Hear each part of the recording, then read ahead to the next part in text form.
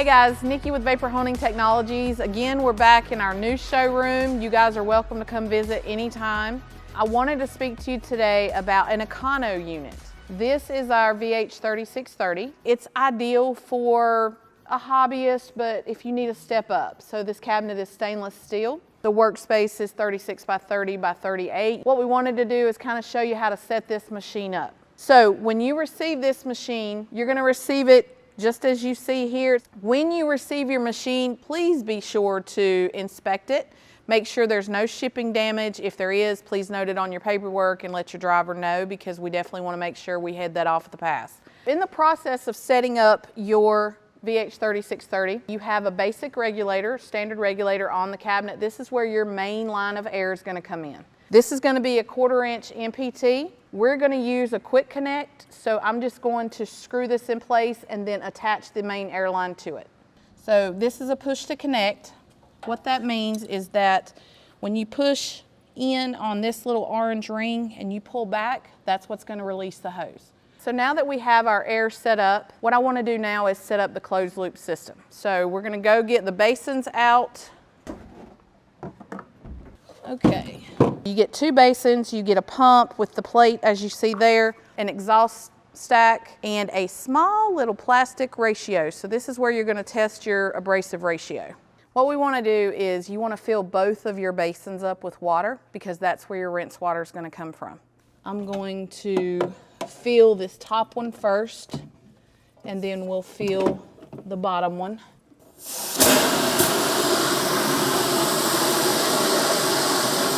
So now that we've got the basins filled up, what we want to do is put the pump back in place, and your air line from this pump is going to go here. It's going to be your air that's going to control your pump. The other fitting that we need, there's a clip on this hole. See this hole here? This piece goes inside that hole, but we're going to take it out to put it in a hose. So there's a clip right here. When you put this rubber hose back into place, you want to pull that up and lock it in place. This hose is where your water is going to be pulled into the cabinet. It's going to supply rinsing for your window rinse and also for your internal rinse nozzle, so that you can rinse your part off and you can keep it clean inside. We have a hose clamp here, and we have our piece out of the pump. There's a trick to it that if you want to put WD-40 on the end of this, it makes it slide in a little bit easier. Once we get this piece in place, what we want to do is we want to tighten this down so that once it's pressurized, it is not going to shoot off, or it's not going to knock it out of place and throw water everywhere, which you want to be sure you do not do. So this hose is going to go back into your pump. So once you get that hose in there, this little clip right here will lock it in place and keep it from blowing out once you pressurize this pump. And that's what you want to hear. You want to hear it click, because if it's not clicked, then it's probably not locked. It will flood your showroom. If it blows out, it's going to throw water everywhere. So just be sure that you've got that locked in place before you begin to add air to your system. So we're going to fill this up to the highest ball valve on the back of the cabinet. What that's going to do is give us a level of water inside, which we're going to add about 25 pounds of abrasive. It's going to make it a 20% ratio of abrasive to water, and that way we're able to keep it at the right ratio during blasting. Okay, so while we're filling this cabinet up with water, once we get enough water inside, we'll put the abrasive in, but I wanted to show you the way you know that you have enough water in this cabinet is it's going to fill up to this level here. And we opened our ball valve so that once the water starts trickling out into our closed loop system, we'll know that we've got enough water. We'll close that ball valve, shut the water off, and then we'll put the abrasive inside. So guys, this is your basic or standard regulator.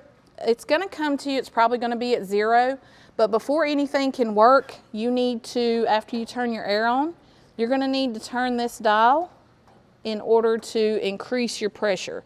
And then you can turn it to the pressure that you need based on your application. What we have is a GFCI plug. It's going to be a 110 only. This machine cannot be 220 because it is an Econoline unit. You also have your on-off switches here. One is for the pump and one is for the lighting.